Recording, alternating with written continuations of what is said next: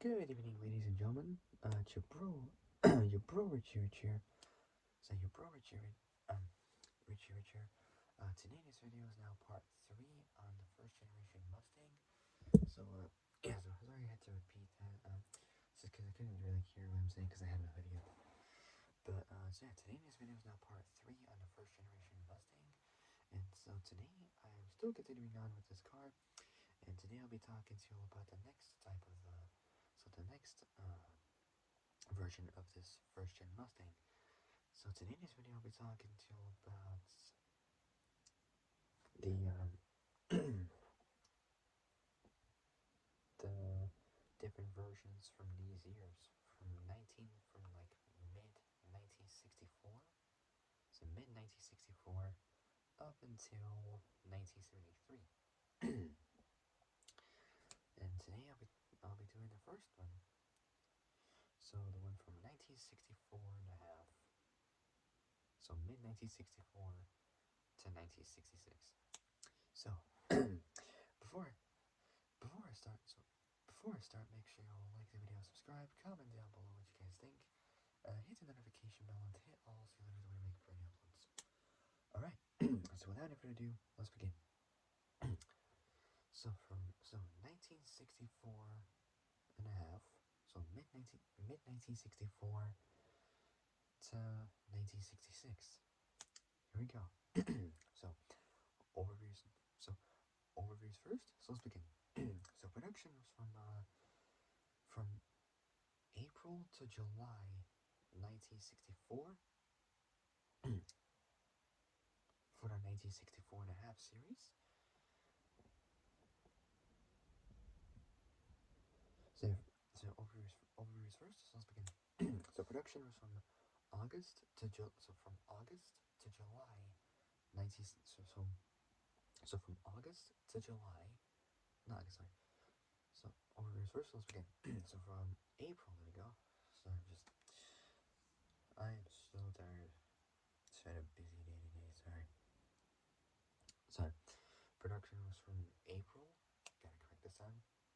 So from April, April to July 1964 for the mid 1964 series. So for the mid 1964 series. There we got from August 1964. So from August 1964 up until July 1960. So July 1965 for the 1965 series. And then last but certainly not the very least, we got from August 1965. So from August 1965. So August 1965. So August 1965. So 1965 up until July 1966 for the 1966 series. Assembly is in these 5 places. Actually 3 states. So the other 2 are not technically states. I like out of the states. Hold on.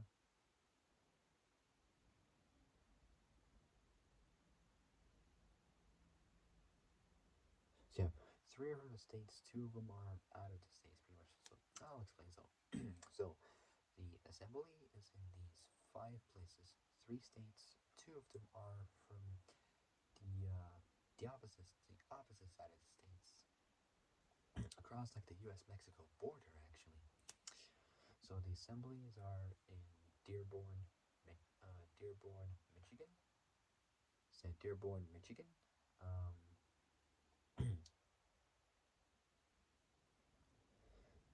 Assemblies are Dearborn, Michigan.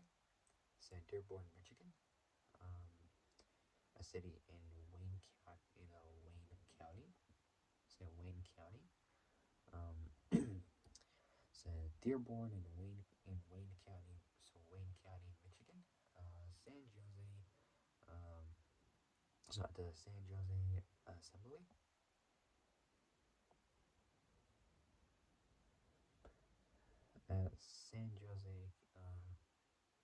San Jose in northern California.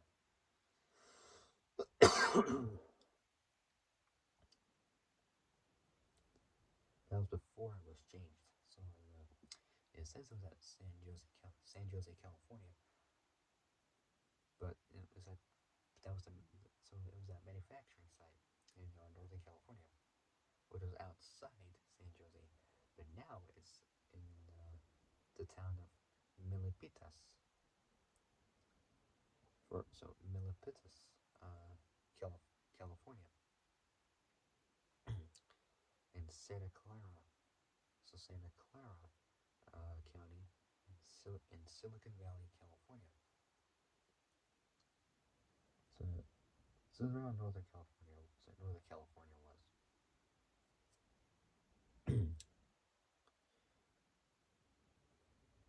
So the assemblies are Dearborn, Michigan, San Jose, San Jose, San Jose, San Jose, California, California, or Cali. So Cali is short for California. So Dearborn, Michigan, San Jose, California, uh, Metuchen, sorry.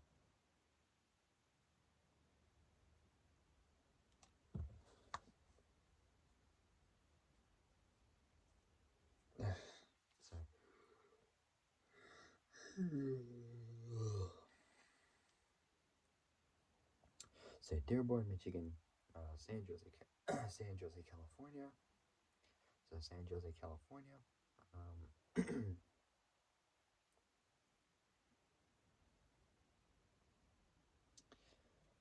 So Dearborn, Michigan, San Jose, California, Metuchen, New Jersey, Valencia in Venezuela. So Valencia, Venezuela, and Mexico City in Mexico. So in Mexico, which is both the capital and the largest city in Mexico, well, of Mexico, pretty much. Well, I mean, it is in Mexico, but it's also the most populous city in.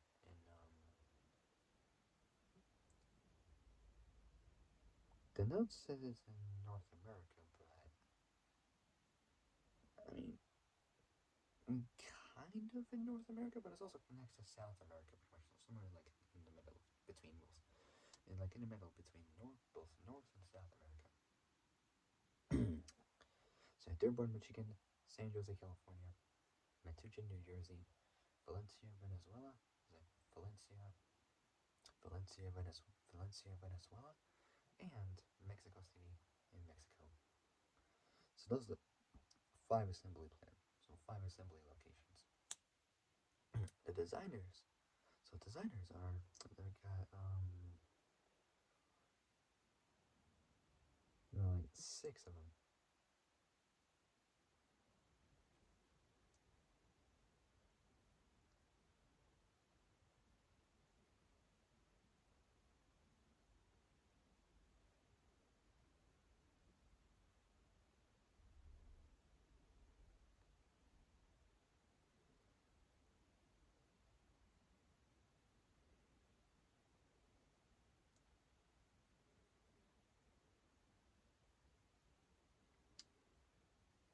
So assemblies. Dearborn, Michigan. So Dearborn, Michigan. So Dearborn, Michigan. San Jose, California. Metuchen, New Jersey. Valencia, Venezuela, and Mexico City, Mexico. The designers are Joe Oros, so Joe Oros, David Ash, Gail Holderman, Charlie Fanoff for the fastback, Philip T. Clark. I think Thomas is his middle name. I'm not too sure, but yeah, I'm not 100% sure. So Philip T. Clark. Philip T. Clark for the Mustang One. So the first gen Mustang. Mustang One concept. And also this for the same Mustang One concept. So for the Mustang One concept, we've got both designers Philip T. Clark. So Philip T. Clark and John Najjar or Najjar. I can't pronounce it. Can't pronounce his last name correctly. But those two are both the designers for both the concept version of the Mustang 1. So his last name is spelled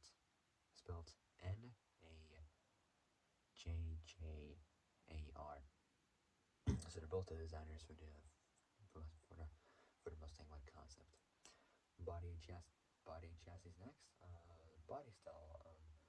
Three options you can choose from, so you can go with are they're all three are two doors. So you can get it either one of them as either a hardtop, so hardtop, fastback, so hardtop, fastback, or if you wish for the sunny days, you can get it as a convertible. So hardtop, fastback, and convertible. So those are three body styles.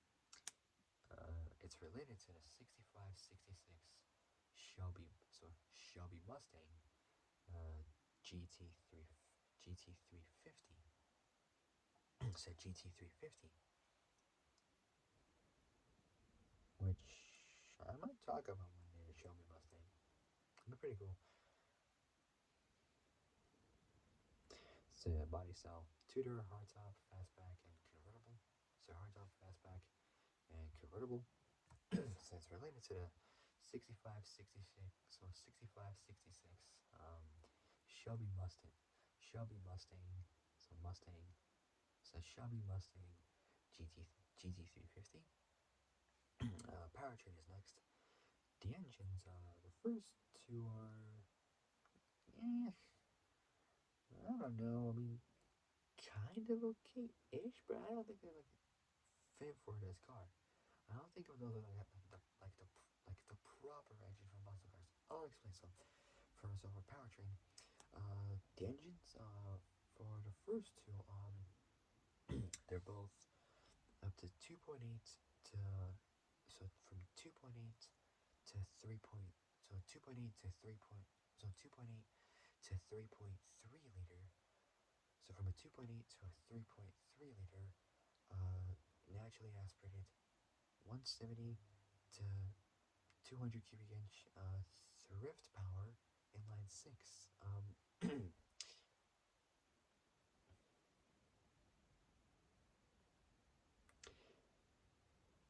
So for the first two engines are both 2.8 to 3.3 liter, straight sixes. Then for the next three, we got so for the first one we got is a so these next three are small block engines. So first one we got is a 4.3 liter so 260 small block V8. So small block V8. So 4.3 liter 260 small block V8. And then for the next two, we got our 4.7 liter. So 4.7 liter. So 4.7 liter. 289. So 4.7 liter.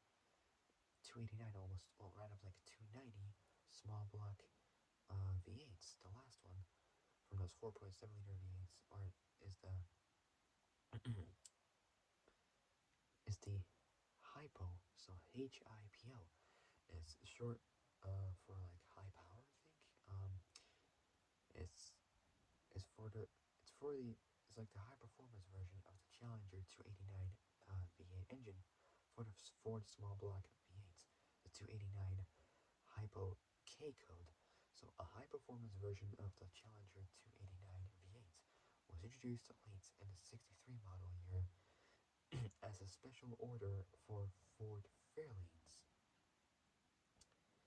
The engines, informally known as the Hypo of the K code after the engine letter used in the VIN code of cars, so equipped.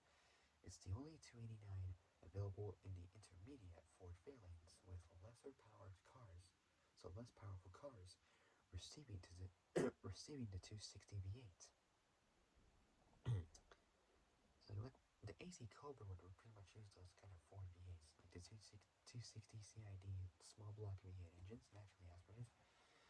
So it's the only 289 V8 available. So V8 available in the intermediate fair lanes with less powerful cars receiving the 260 V8.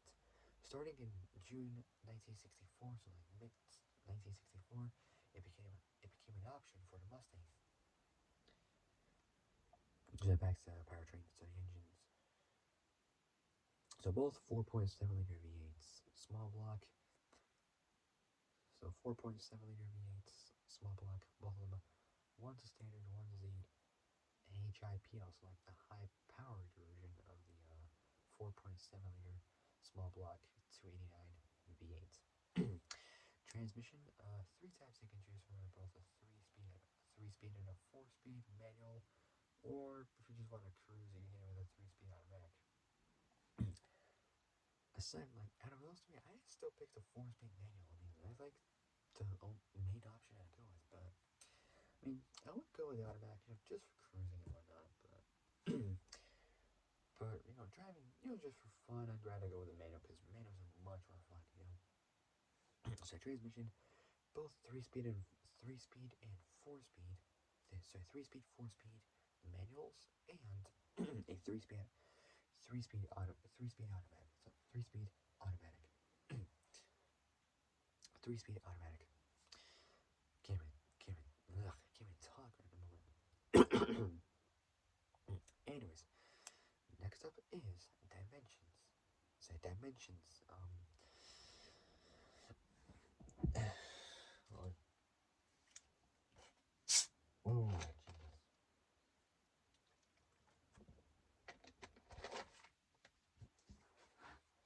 For those wondering what I'm drinking Coca-Cola Zero Sugar. Says good. I mean, both 0 calories, 0 sugar. Says perfect. Oh, I haven't drank Coca-Cola videos for such a long time just because I've been drinking water, but well, I've been drinking Pepsi as well, but I'm just cutting off the sugar tactics for these drinks, because it says no sugar, so that's good with no calories. Says good, 0% sugar, says great. Says perfect. Anyways, back to the Mustang. Anyways, so dimensions. So dimensions is next. The wheelbase is approximately 108. Hold on. So dimensions is next. Wheelbase 2700 and so 2743 millimeters, approximately dead on 108 inches for wheelbase. So 108 inches for wheelbase.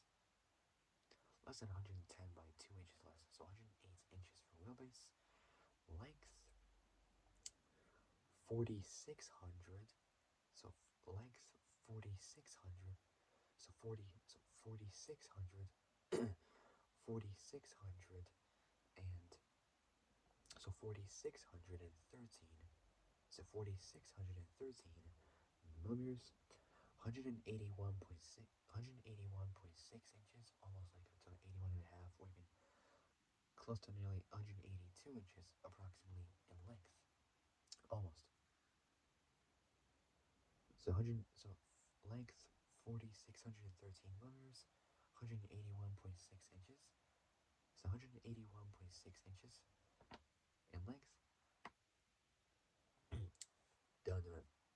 I recommend you guys to not do it, but do it if it's necessary. If you feel like it's necessary, you do it, but just not too much, otherwise you'll have like neck injuries and whatnot. But well, not injuries, but neck pain and whatnot. If you just keep doing it, like just be careful. All right, so width 1700 and so 1732 millimeters. So width 1700 and so 1732 millimeters. So 1732 millimeters. 68.2 inches. So 68.2 inches in width. Height approximately dead on at 1300. So 1300 millimeters. So dead on at 1300 millimeters. say 1300 millimeters. So 1300 millimeters, 51.2 inches. So height dead on at 1300, so 1300 millimeters. Say 1300 millimeters. Say 1300 millimeters. 51.2 inches. So height, so 1300 millimeters, approximately dead on. So dead on, 51.2 inches. Say 51.2. So 51.2 inches. Curb weight is next. For the base model, it weighs in at just approximately 1109, right up to most 1110 kilos, approximately 2445 pounds. Pretty good. I mean, for a base model, pretty good. I mean, a little bit, a tad over 1.1 kilos. Oh, not kilos, sorry. I mean, I wish, but that'd be like featherweight. Like 1.1 tons. Sorry. Still pretty good. Pretty good. So curb weight, 1109. So 1109 kilos, 2445 pounds. So 2445 pounds for the base model for curb weight. All right, let's continue.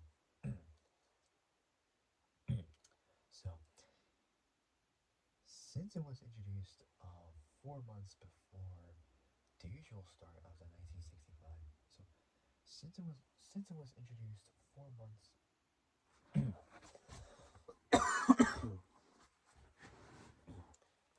since it was introduced,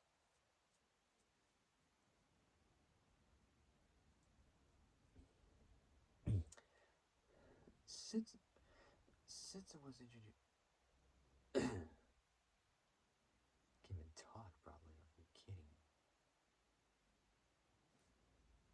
Still, since it was introduced 4 months before the usual start of the 1965. So since it was introduced 4 months before, since it was introduced 4 months before the usual start of the 65 or 1965 production year,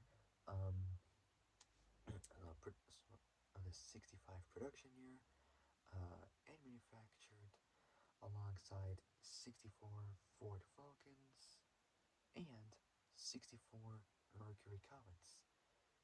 So that's sure for 1964.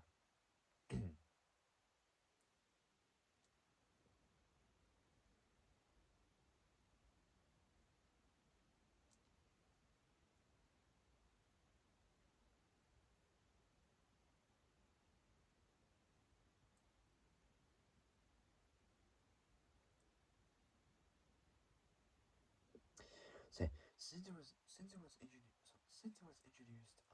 4 months before the usual start of the 1965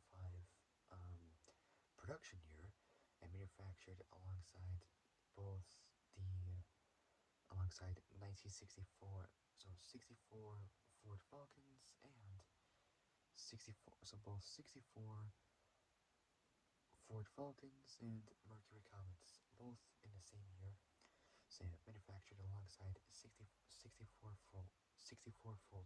I can't even talk, 64 Ford Falcons, so 64 Ford Falcons and 64 Mercury Comets. The earliest Mustangs are widely referred to as the 1964 and a half. So the 1964 and a half, modeled by enthusiasts. So 1964 and a half, modeled by enthusiasts. Nevertheless, all 1964. So 1964 and a half cars were given 1965. So 1965 U.S. standard VINs. So the VIN numbers. So vehicle identification numbers at the time of production and with limited exception to the earliest of promotional materials, were marketed by Ford as 1965 models. The low end, so the low end mod, so the low end model, hard, so the low end model, so the low end, so low end model hardtop used a U code 2.8 liter, so 2.8 liter naturally aspirated 170 inline six or straight six, shared with the Falcon, as well as a three-speed manual, and retailed for $2,368. Pretty good, meaning $2,368.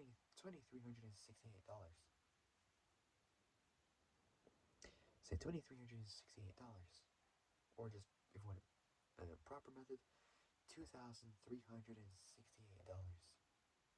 in US. It's equivalent to 23,000.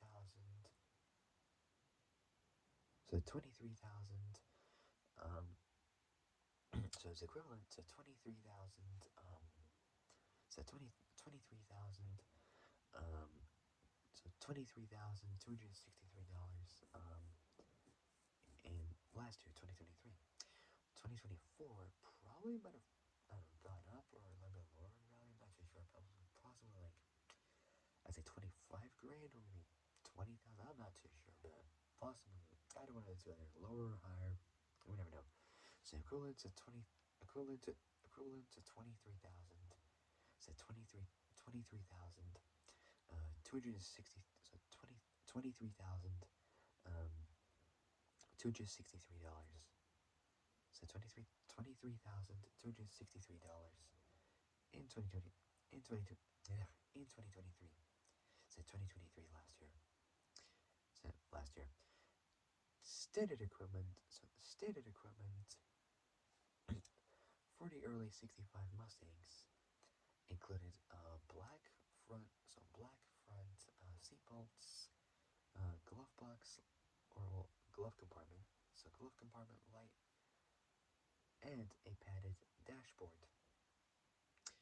Production began early March 1964, so the 9th of March, or March 9th, 1964. So 1964. So production began on March 9th, 1964. Mustang Serial 1. So Mustang Serial number 1, which was 5, so 5F, so 5F0, so 5F08, so 5F08, F10001 from the pre-production batch was sold on April 14th. So a month and 5 days after early March. So something like early mid-March, or early mid-April, somewhere there. So it was sold uh on April 14th. So April 14th. So 14th, 19 that same year, 1964, at the George Parsons Ford dealership. So dealership in both the capital and the largest city of St. John's in Newfoundland and Labrador. So St. John's, Newfoundland, and Labrador. Well, technically St. John's, which is both the capital and largest city of the Canadian province of both Newfoundland and Labrador, in around Canada. so so at the so at the night so at the George Parsons Ford dealership, in St. John's, Newfoundland, Canada. Official intro or introduction followed on April 17th, at the 1964 or the 64 World's Fair.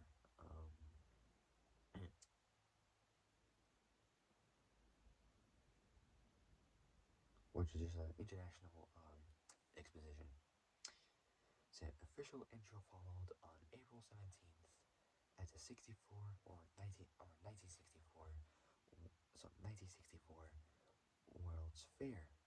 The V8 the V8 V8 models. So the V8 models so the V8 models so the V8s were identified with a badge. So identified with a badge on the front fender that spelled out the engine's cubic inch displacement, either 260 or 289. So 260 or 289. Round up something like 290. So like 260 or 290 over a wide V. This emblem was identical. So this emblem was identical. So identical to the one on the 64 Fairlane. So this emblem was identical. So identical to the one on the 64. So the 64 Fairlane. Several changes to the Mustang. Several changes to the Mustang occurred at the start of the normal 1965 model year in August. So normal 1965 model year in August 1964. So normal 1965 model year in August 1964. So 1964. About 4 months. Say about 4 months after its intro, these cars are known as late 65s. The engine lineup was changed with a with a 3.3 liter naturally aspirated 200 T code, so 3.3 liter 200 T code engine that produced 120 horsepower. So presumably it must have been like inline 6. Not sure if it was the V8, possibly inline 6. I'm not too sure. So with a 200 cubic inch, 3.3 liter T code engine that produced 120 horsepower. So 120 horsepower. 120 horsepower. Production of the Fairlane's F code 260. So the 260 4.3 liter V8 ceased when the 64 model year. So ceased when the 1964 model year ended. So when the 64 model year ended, it was replaced with a new 200 horsepower C code 289.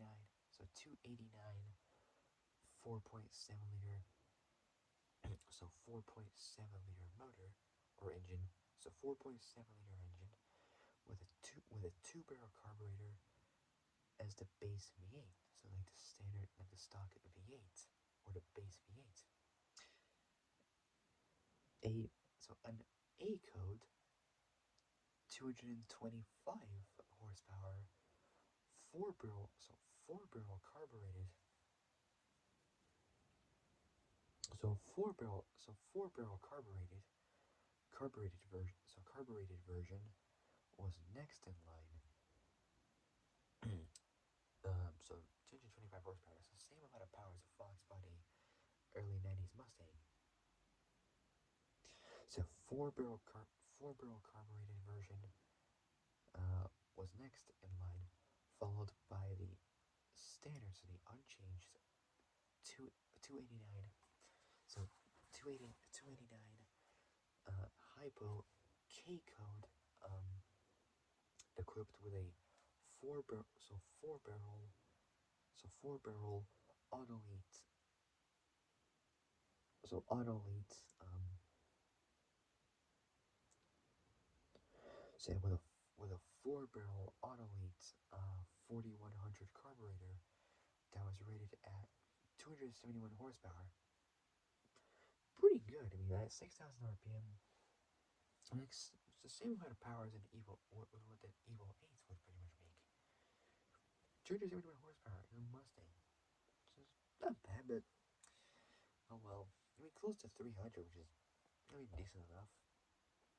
So 271 horsepower at 6,000 RPM and 423 newton meters. So yeah, 423 newton meters. 312 pound-feet. So 312 pound-feet of torque at 3,400 RPM. Pretty good.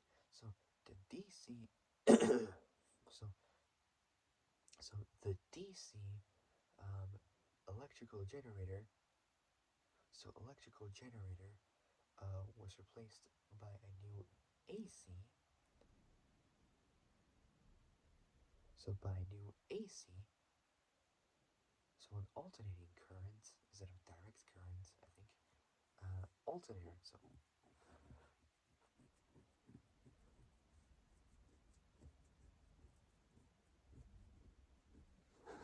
So replaced by a new AC alternator.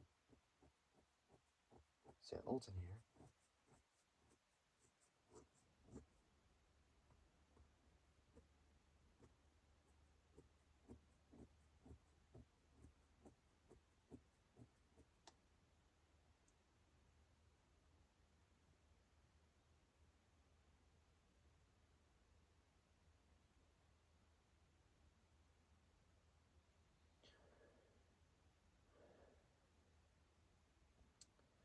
See, the direct current, so the DC electrical generator electrical generator was replaced by a new alternating current, so the AC alternator on all Fords. A way to distinguish 64 production from the 65s is to check if the alternator lights on the dash reads GEN, so generating.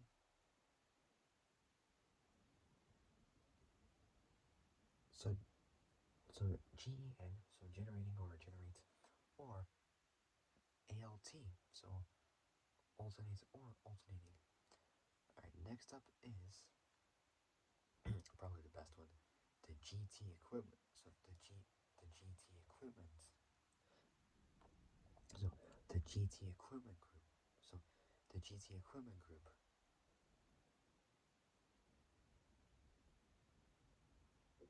So GT equipment group. It's not much on it, but well, it's got a bit more inside, but let's not say it. So the GT equipment group. So the Mustang GT version. Pretty cool. So the Mustang GT, so GT version. So the Mustang GT version was introduced as the GT equipment package. So the GT equipment package, or the GT equipment pack, and included a V8, most often the 289. So the 289 V8s with 225 horsepower, pretty good. Also included with that are grill-mounted fog lights, pretty good. Rocker panel stripes and brake rotors or brake discs or disc brakes or just rotors, whichever way you want to call it. So the rotors, disc brakes, same thing, just different meaningly. Like different, countries have different ways of saying things, but I mean, got no problem. I'm not gonna brag at all of this. Oh well. So 289 V8 with 225 horsepower, grill mounted fog lights, rocker panel stripes, and disc brakes. In the interior, the GT option, the GT option, option added a instrument, instrument panel that includes a speedometer, fuel, fuel, coolant temperature, oil pressure, gauges, and an amp meter in five round dials. But the gauges were not marked with numbers. Kind of odd. A four barrel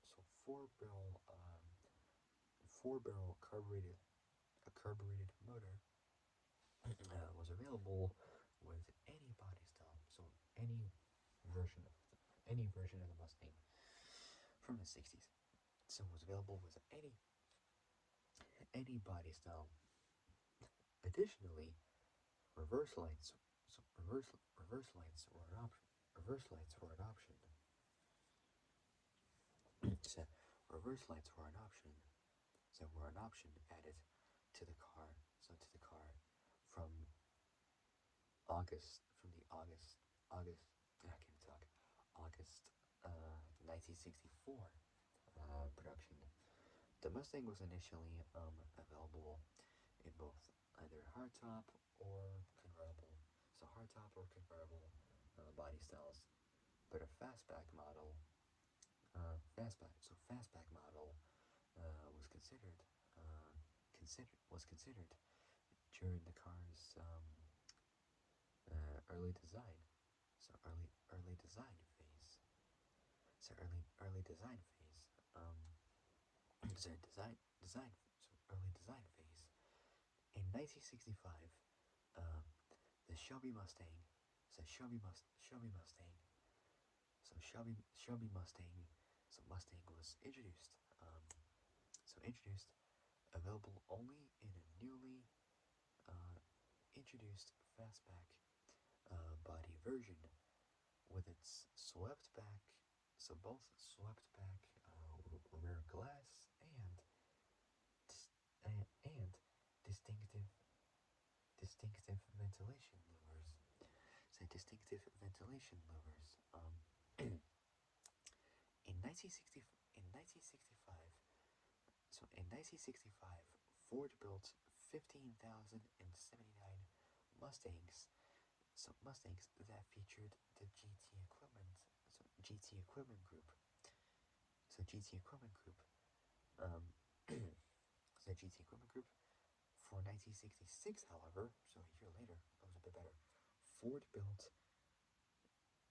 25,500 and so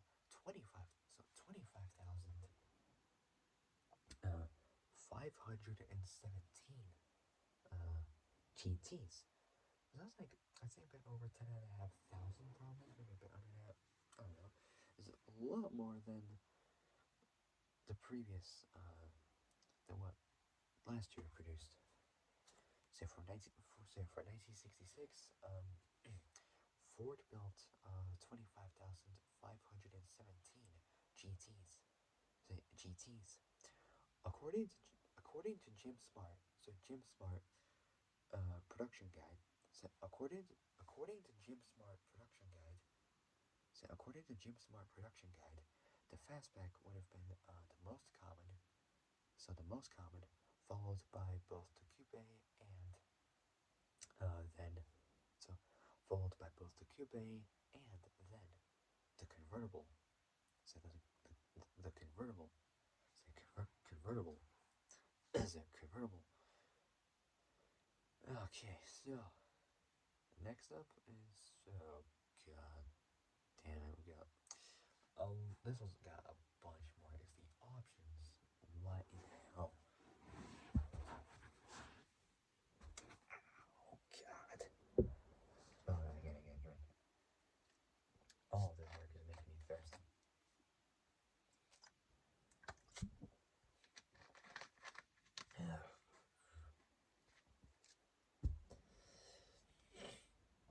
Oh,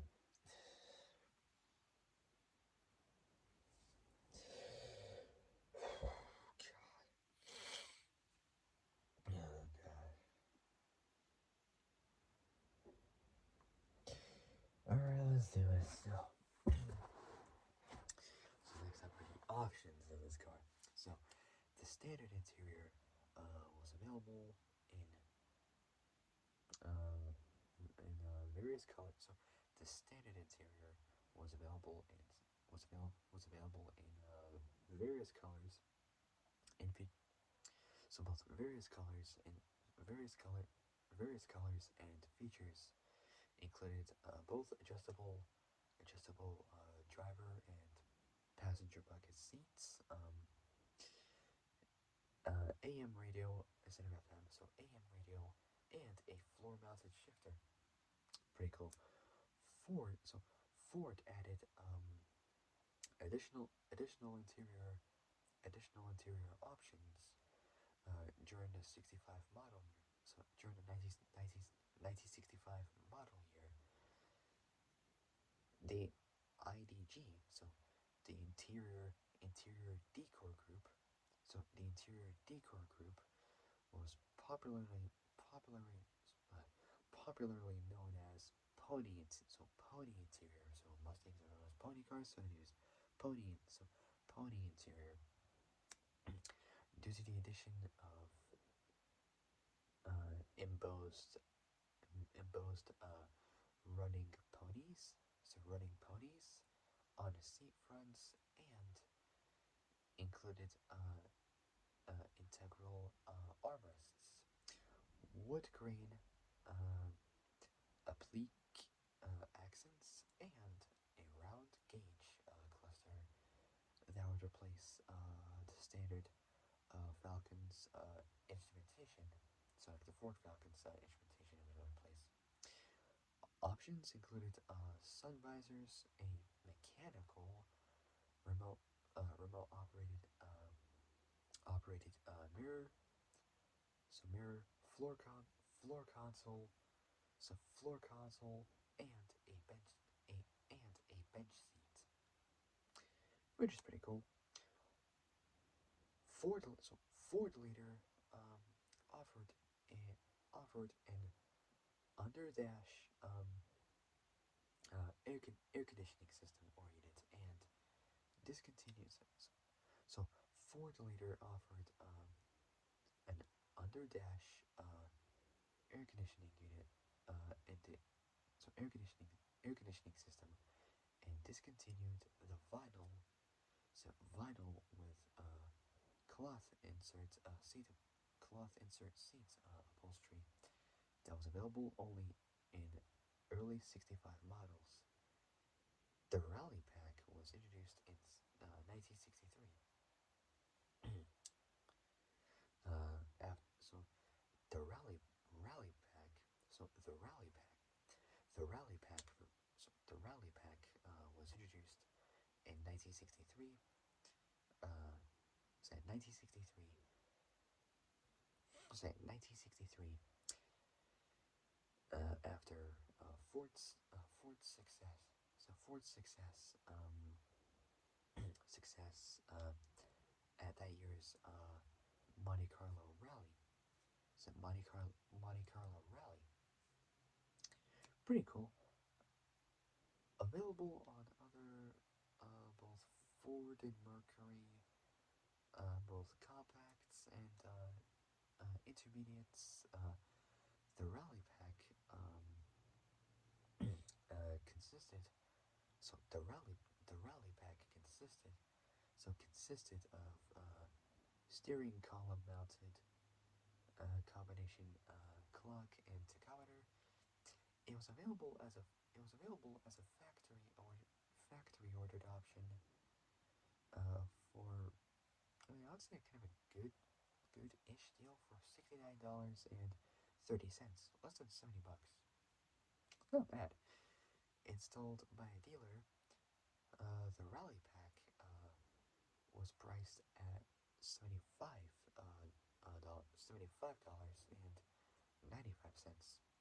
I mean, a little bit less, like less than $76. $76.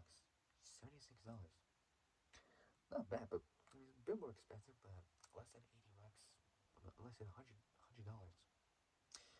So less than $100, I would say it's not bad. It's pretty good to say. four, a 14-inch a 14-inch wheel option. So a 14-inch wheel option was available. So available for both rally pack and GT350R. So GT350R cars. So GT350R cars, widening widening both the front and rear track. So front and rear tracks to 57.5 inches. A compass, rear seat belts, air conditioning, and so compass, rear seat belts, air conditioning, and backup lights were also optional. A nationwide, um, survey of owners by Popular Mechanics included many complaints about legroom. It's like the room for passengers and drivers. Fuel economy for the base V8 was good for the period. With a test, by Popular Mechanics, Popular Mechanics rating uh, rating the optional 260 V8 with automatic gearbox achieving 20.93, almost 21 miles per gallon. Pretty good for 11.24 liters, 100 kilometers.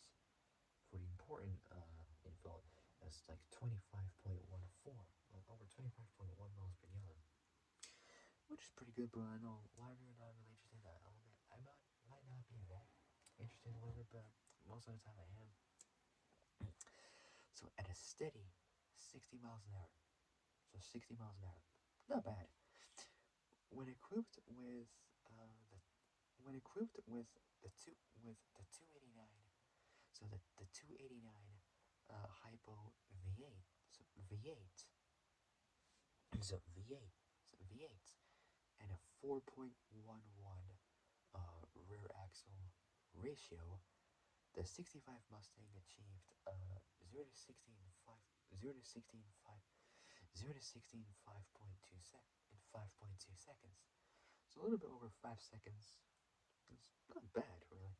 And a quarter mile of dead on at 14 seconds flat. At approximately 100 miles an hour. Oh my god. That is just crazy.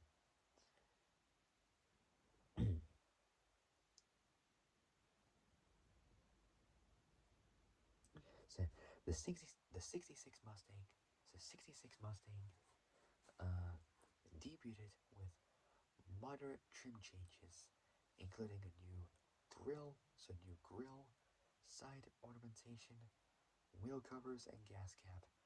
Ford's new C4, not to confuse with C4 as an explosive. That's got nothing to do with it. So Ford's new C4, I like this name, Cruise-O-Matic, pretty good. 3-speed auto became available for the 225 horsepower V8. The 289 hypo K code motor was also offered with a C4 gearbox, but it had stronger internals and can be identified by the servo's outer casting, which is marked with a C. So marked with a C. The long duration solid lifter camshaft. So solid lifter camshaft that allowed the high revving 289's horsepower rating was not a good match for a low stall speed. Um, so for a low stall speed automatic automatic torque converter, the hypo could be the hypo could be identified by the 1-inch thick 25 millimeter vibration damper compared to a half inch on the 225 horsepower version. So compared to average on a 225 horsepower version, say 225 horsepower version, in the absence of a vacuum uh, vacuum advice unit on the dual point distributor with the valve covers removed. So with the valve covers removed, a large letter K stamped is visible between the valve springs, along with screw-in studs versus a pressed-in stud for other 289. So along with screw-in studs versus a pressed-in stud for other 289 V8s. For the adjustable rocker arms, many like both new paint and interior color options are available, as well as an eight as well as an AM 8-track sound system, and one of the first AM FM, so AM FM mono so mono so amplitude modulation and so both amplitude and frequency modulation, so as well as an AM so AM 8-track sound system, and one of the first AM FM mono automobile automobile radios or stereos. The 66 model year cars, the 66 model year cars discontinued the Falcon instrument instrument cluster, um, while the previously um, optional round gauges and padded sun visors became standard equipment. The Mustang would be the best-selling convertible in '66 with 72,119 sold, beating the number 2 Impala by almost 2-1. The 65-66 Mustangs are differentiated by variations in the interior, well not interior, sorry, exterior, despite the similar design. Three variations include the cove molding on the rear quarter panels, behind the doors, from August 1964. So from August '64 production, the molding was a single vertical piece of chrome, while for '66 models, the molding was smaller in height and had three horizontal bars. Horizontal bars extending forward from the design, resembling an E. Both the front intake grills and ornaments were also different. The '65 front grille used a honeycomb pattern, while the '65 front grille used a honeycomb pattern, while the '66 version was a slotted style, while both model while both model years used both while used so while both model years used the horse and coral so while both model years used the horse and coral emblem on the grille, the '65s had four bars extending from each side of the coral, while these bars were removed for the 1966 models. During the '66 model year, a high country special, so high country special, say high country special, so high country special, limited, so high country special limited limited edition was available with 333 units sold in these three states: Colorado, Wyoming, and Colorado, Wyoming, and Nebraska. When Ford wanted, so when Ford wanted to introduce the Mustang in Germany, so when Ford wanted to introduce the Mustang in Germany, So in Germany, they discovered that Krupp, uh, which is the largest company in Europe, and the start of the 20th century, as well as Germany's premier weapons manufacturer during both world wars. So it produced battleships, U-boats, tanks,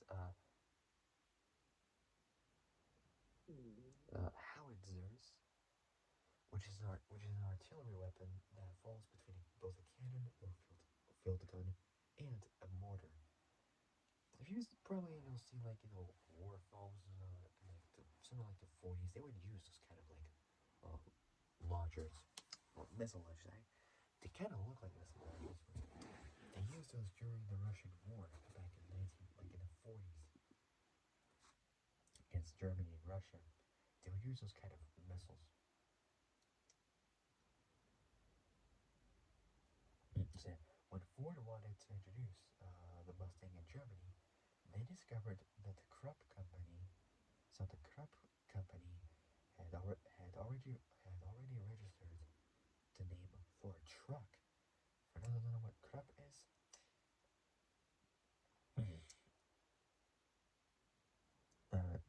its full name is Friedrich Krupp A.G. Hoisch Krupp.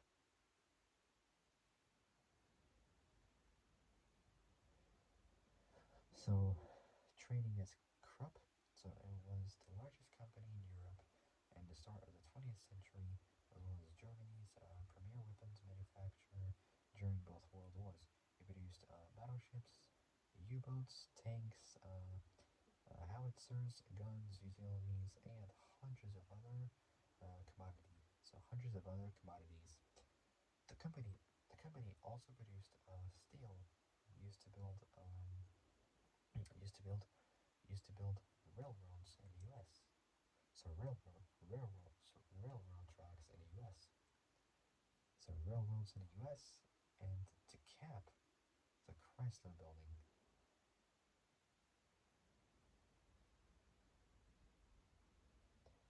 So the car manufacturer Chrysler never done that thing up now. Chrysler is just terrible. Anyways, back to Mustang. So when when Ford when Ford want so when Ford wanted um when Ford wanted um when Ford wanted to introduce the Mustang in Germany, they discovered that the Krupp company had already registered the name for a truck. The German company um, offered to sell the rights for $10,000, 10 grand. So 10 grand, so 10,000 US dollars. Unbelievable. So both, so Ford, so Ford,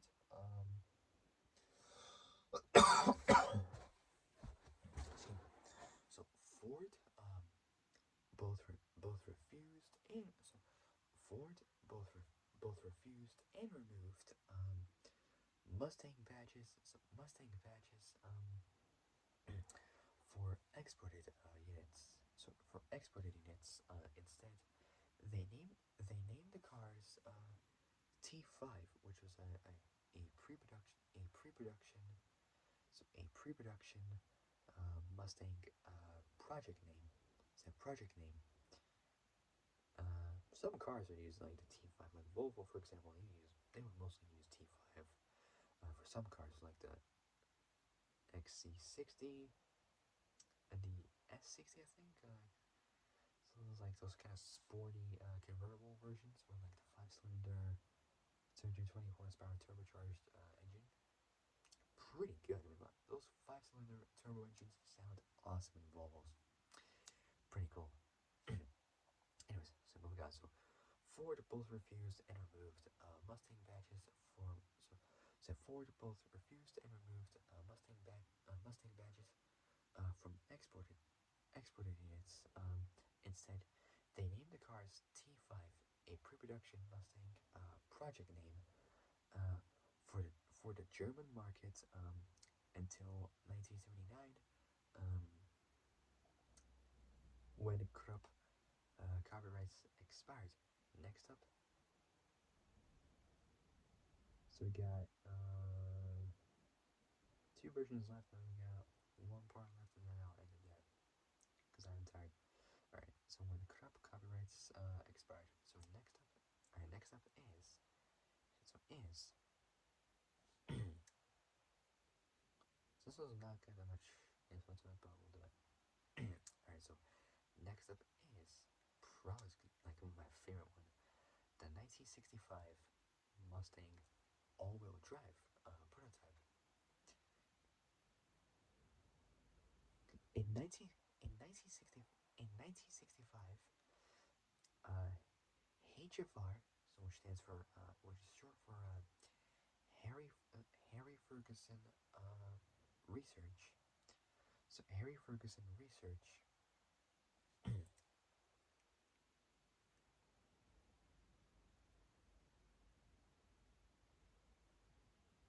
So in 1965, so in 1965, so in 1965, Harry Ferguson Research purchased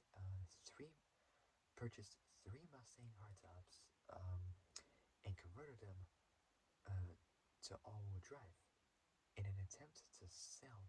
So in an attempt to sell uh, potential clients on their FF all-wheel drive system. Say on their FF all-wheel drive system. Pretty cool. Pretty cool.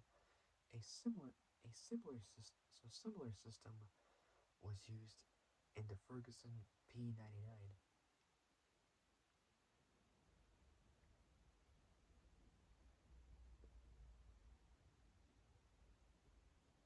So a similar system was used in the Ferguson P99. So in the Ferguson P99 F1 race car, and would go on to be featured in the Jensen FF,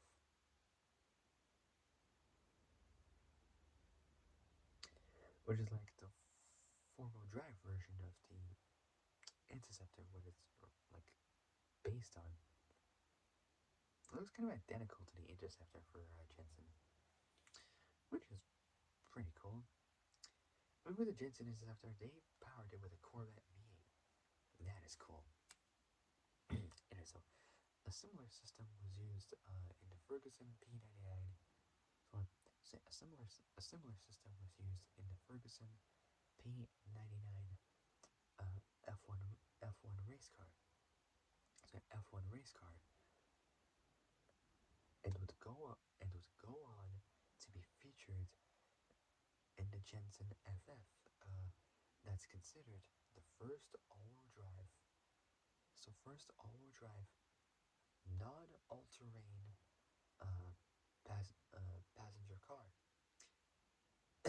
As in the Jensen FF, the all-wheel drive Mustangs also the all-wheel drive Mustang. So the all-wheel drive Mustangs. So the all-wheel drive Mustang. So the all-wheel drive the all-wheel drive Mustangs also the all-wheel drive Mustangs also featured anti-lock braking systems that would later be known as ABS.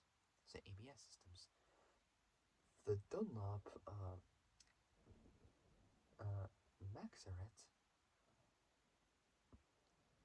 which is the first anti-lock braking system to be widely used. The Dunlop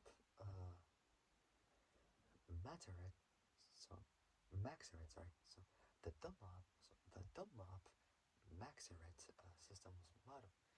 So the Dunlop Maxeret, Maxeret, Maxeret system was modified from its original use on airplanes.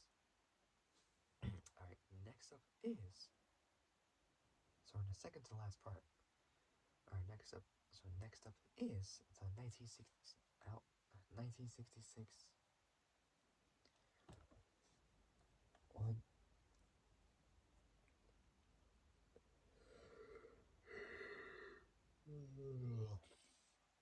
Alright, next one. This one is a bit.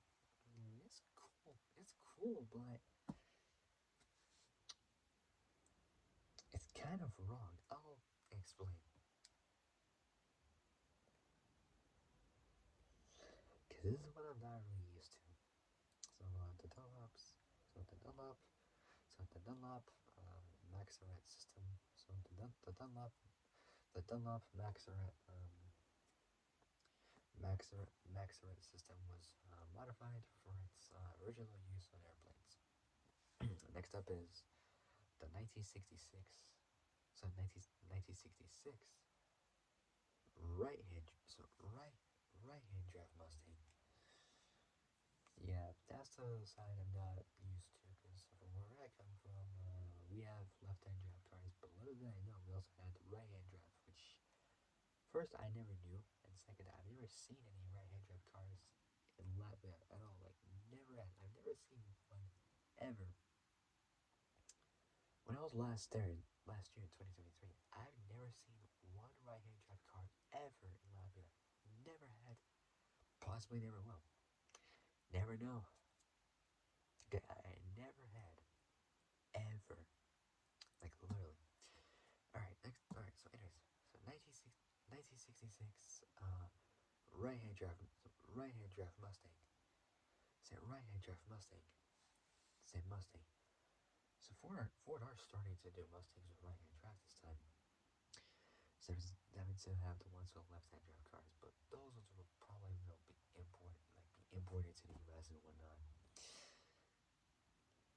Say next up, 1966, right-hand drive Mustangs. So Ford Australia, Ford Australia, um, organized both the importation, say importation and conversion, of 1966. So of 66 model, so 66 model year Mustangs. So 66 model year Mustangs. So 66 model year Mustangs to RHD, right-hand drive, for the Australian market. Say Australian market. This coincided. So this coincided with the launch of the new XR Falcon. So XR Falcon for 1966, which was marketed as the Mustang bred Falcon. The RHD, so the right-hand drive Mustangs. So the right-hand drive Mustangs were called the Ford Australia. So the Ford Australia. So Ford Australia delivered Mustang and had Ford Australia delivered Mustangs. So Ford Australia delivered Mustang and had compliance plates similar. So it had compliance plates similar to the XR Falcon to set the official conversion apart. Set conversion apart from the cottage industry. So the cottage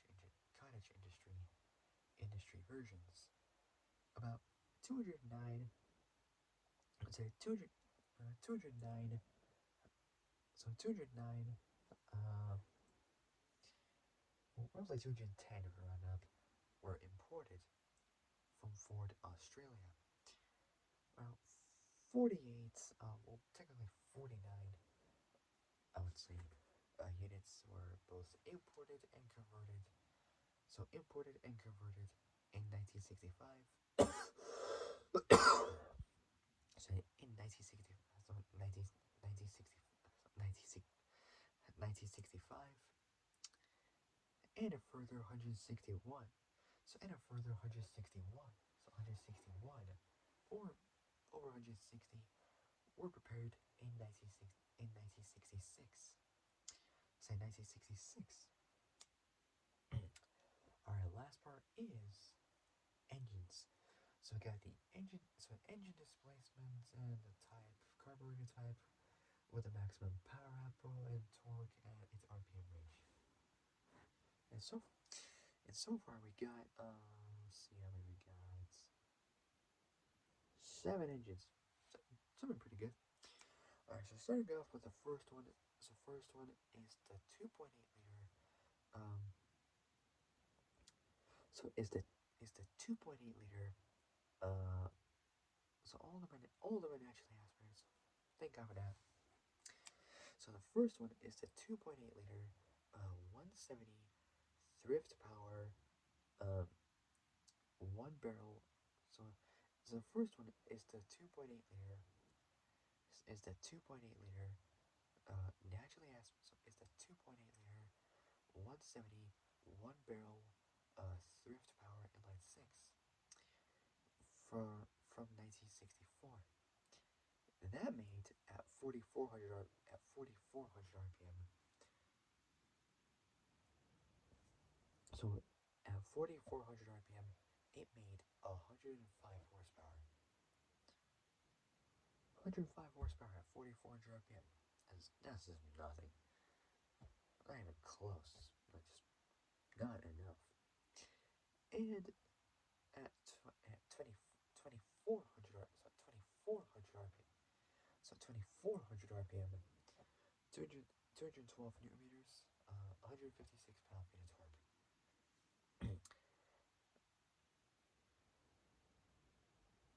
Next up is the 3.3 liter. So that's the 3.3 liter. So 3.3 liter version.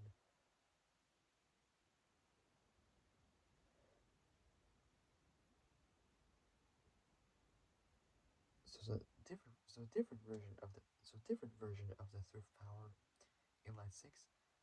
So this time it's a 3.3 liter.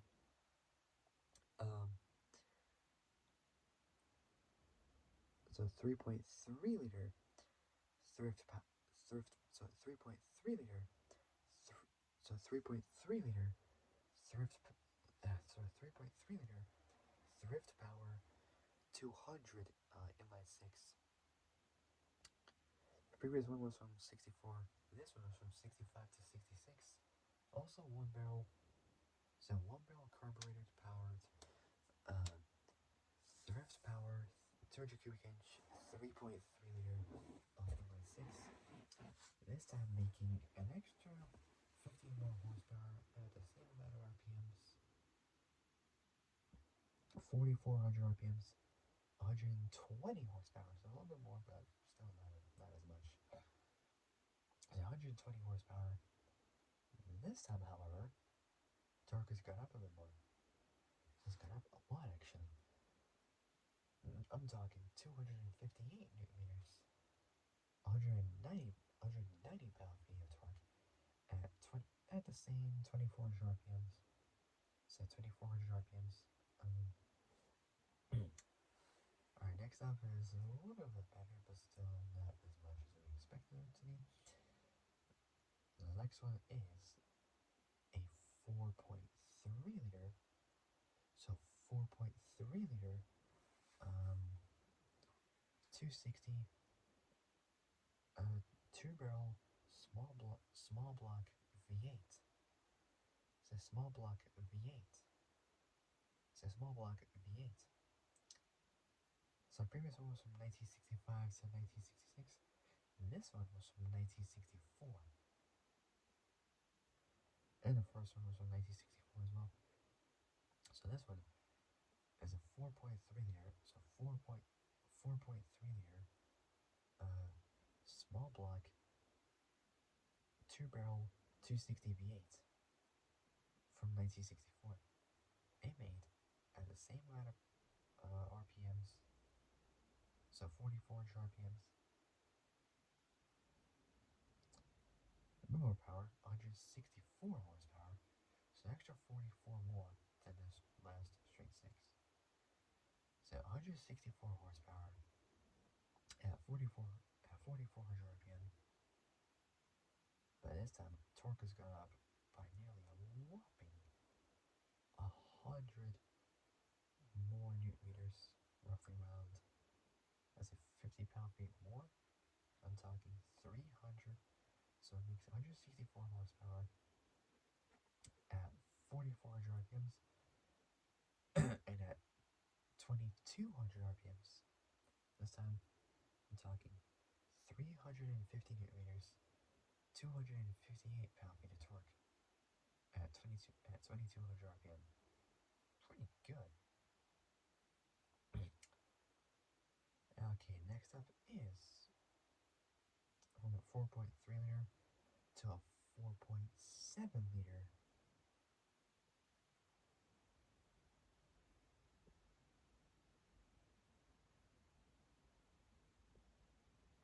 So the rest of these 4 V8s are 4.7 liters. So the first one out of these 4.7 liter, V8s, the first one we got, they're all 4.7 liter 289 V8s. So the first one is the small block.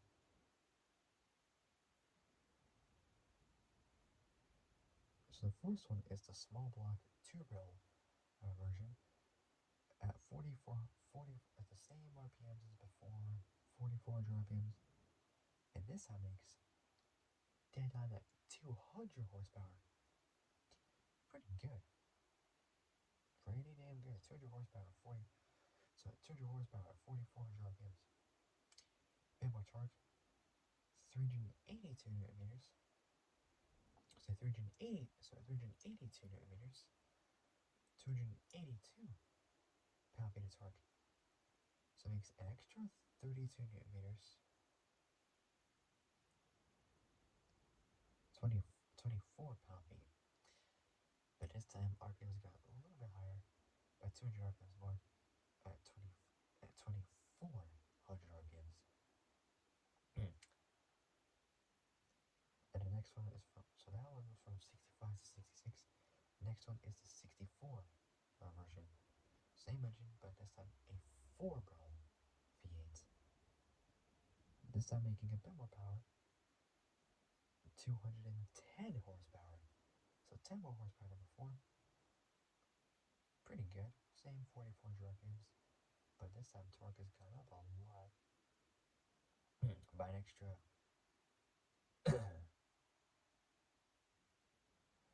25 newton meters. So 25 newton meters. 18 pound-feet more. So 18 pound-feet more. Say more than before. I'm talking 407 newton meters. 300 pound-feet of torque. But this time at 2,800 RPM. So 400 RPMs more than before. Pretty good.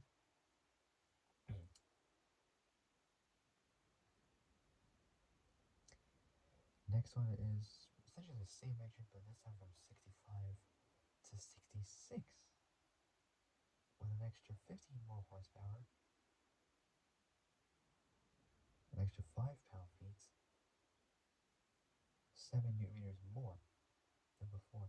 So this time with the same engine, just from 65 to 66,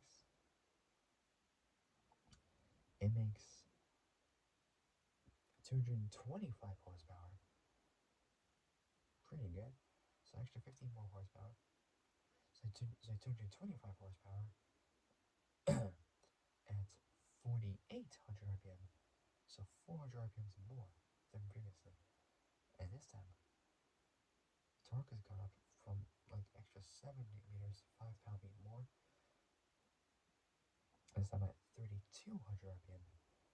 So extra 400 RPMs more at 414 newton meters.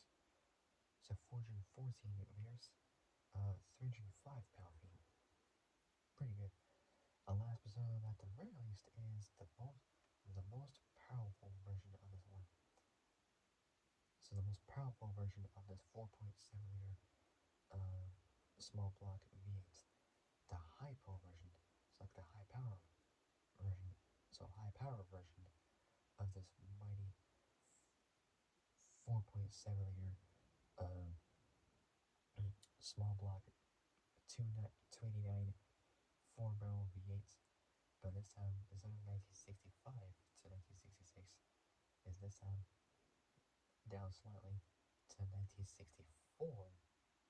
So from 1964 to 1966 for this 4.7 liter small block hypo 289, so 289 4-barrel V8. So from 1964 to 1966. And this one makes at 6,000 RPM. So 6,000 RPM, a whopping 271 horsepower. That would probably make the same as what an Evo 7 would make. Something like that. 271 horsepower. Pretty good. I mean, less than 300 horsepower, but over 250. It's pretty good. Pretty respectable. So 271 horsepower. So 271 horsepower. So 271 horsepower at 6,000 RPM, and this time torque has gone up a little bit by 7 pound-feet, 9 newton meters.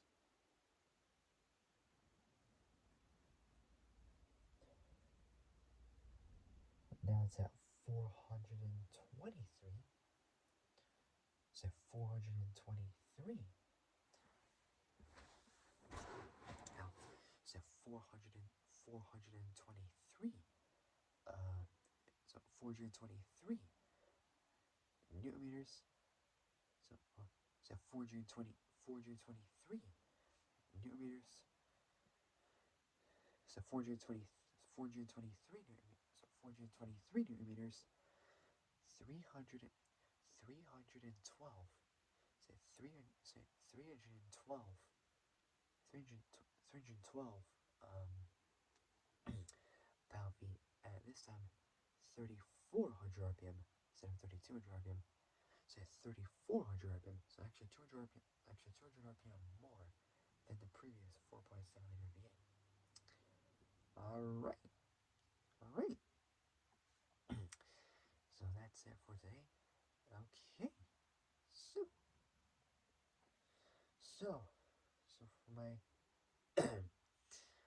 for my next Mustang video for the first generation will be about the 67-68 Mustang. Right here. This is the next one I'm doing. So this is gonna be good. Alright, so that'll be it for tonight. So it's currently now, oh my god, 12:05 a.m. on Wednesday morning. Oh my god. I'm an idiot. What was I thinking? Unbelievable. Could have done it earlier, but whatever. I'll try to do it early as much as I can. I'll try to do it early as much as I can as possible in the next video. I don't know about that. I'll see what I can do. Alright, so for my next